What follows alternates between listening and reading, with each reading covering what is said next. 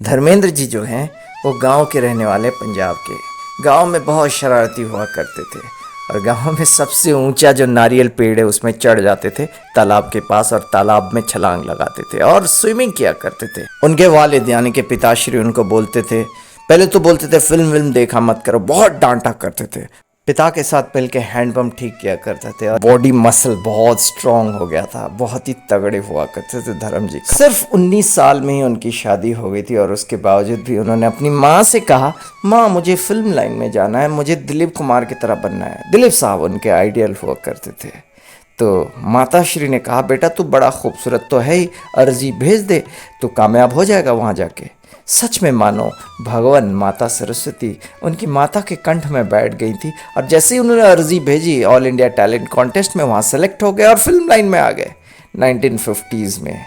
और जैसे ही वो आते हैं उनका नाम मीना कुमारी के साथ जुड़ गया। लेकिन धर्म जी पहले से ही शादीशुदा थे, बड़े हैंडसम हीरो हुआ करते थे और ही मैन ऑफ द बॉलीवुड उनको कहते थे, मस्क्यूलर फिटेस्ट हीरो धर्म जी। उनकी मैरिटल लाइफ कभी भी कोई रिलेशनशिप बनाने में रोड़े नहीं डालती थी। खैर ऐसे ही चलता रहा, एक के बाद एक फिल्म हिट पे हिट देते रहे। एक दफ़ा तो ऐसा हुआ था कि उनको लगा कि ये छोड़ के मुझे चले जाना चाहिए, लेकिन स्ट्रगल के दौरान मनोज कुमार साहब ने धर्मेंद्र जी की बड़ी मदद की है।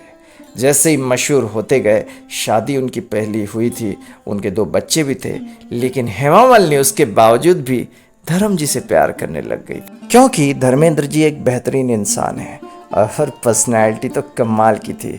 हिंदुस्तान ही नहीं है, वर्ल्ड के टॉप हैंडसमेस्ट लोग जो हुआ करते थे 70s में और लेट 60s में, उनमें धर्म जी का नाम सबसे पहले आया करता था। बॉलीवुड के इस ही मैन धर्मेंद्र अपनी दमदार पर्सनैलिटी के लिए जाने जाते हैं। 80 के दशक में स्टार की तूती बोलती थी। उस पर्सनैलिटी की वजह से उनका इतना जलवा था कि टॉप क्लास जितने भी हीरोइंस हैं वो सब उनके साथ काम करना चाहती थी। हेमा मालिनी जब प्यार में पड़ गई धर्म जी की तो उन्होंने भी प्रपोज किया, धर्मेंद्र जी ने भी प्रपोज किया।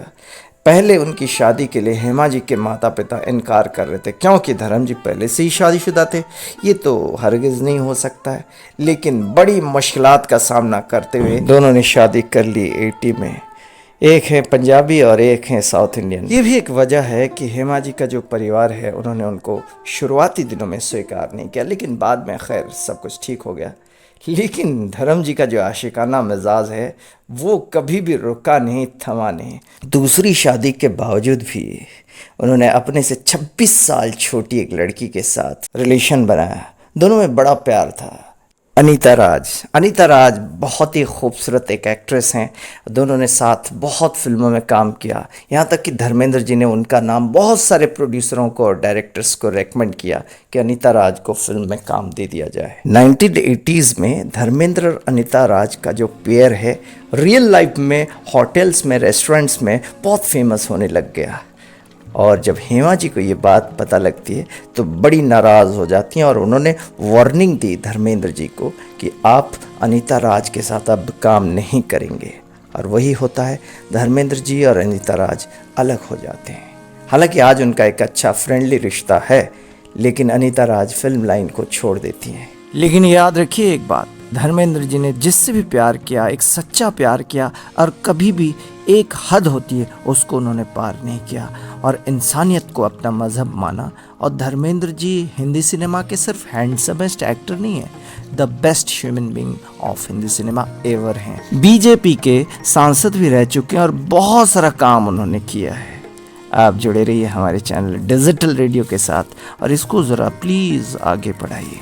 ओम साईं राम, जय साईनाथ।